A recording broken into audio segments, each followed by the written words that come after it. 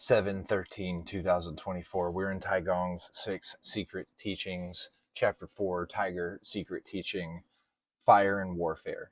King Wu asked Taigong, "After leading our troops deep into enemy territory, we are surrounded by thick grass and bushes. After marching for several hundred li, the soldiers and horses are exhausted and need rest.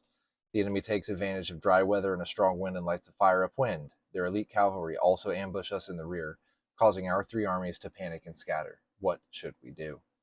Taigong said, "Under these circumstances, you should set up cloud ladders and flying towers to observe the situation from the front, back, left, and right." I like this, that this is kind of like Jocko Willing says, right? Taking a step back, looking at it from a new perspective, taking in the whole situation before making a decision.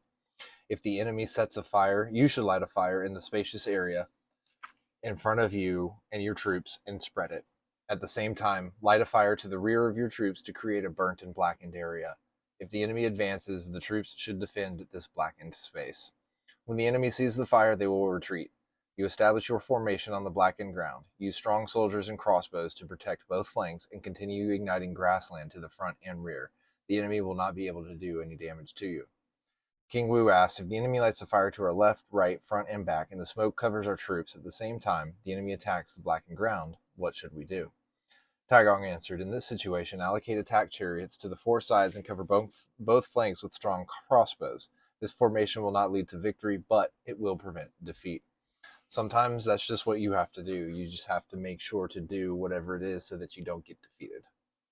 Empty fortifications. King Wu asked Taigong, "How can we know whether the enemy's fortifications are empty or occupied?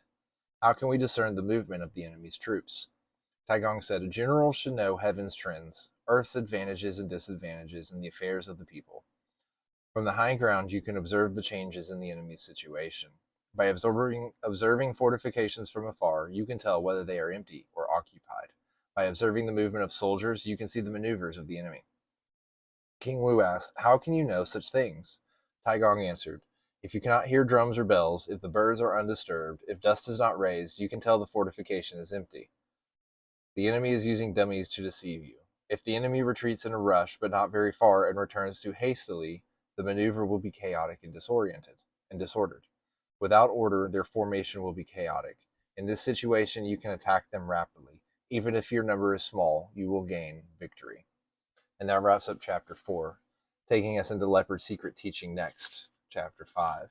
So I like this, that it's saying once you notice that the enemy is not organized, that they're in chaos, this is the time to attack. This is the time that you know that you have an advantage. So always notice that, always be aware of the situation. When there's chaos ensuing from the opponent or your counterpart, this might be the time to press a little bit further.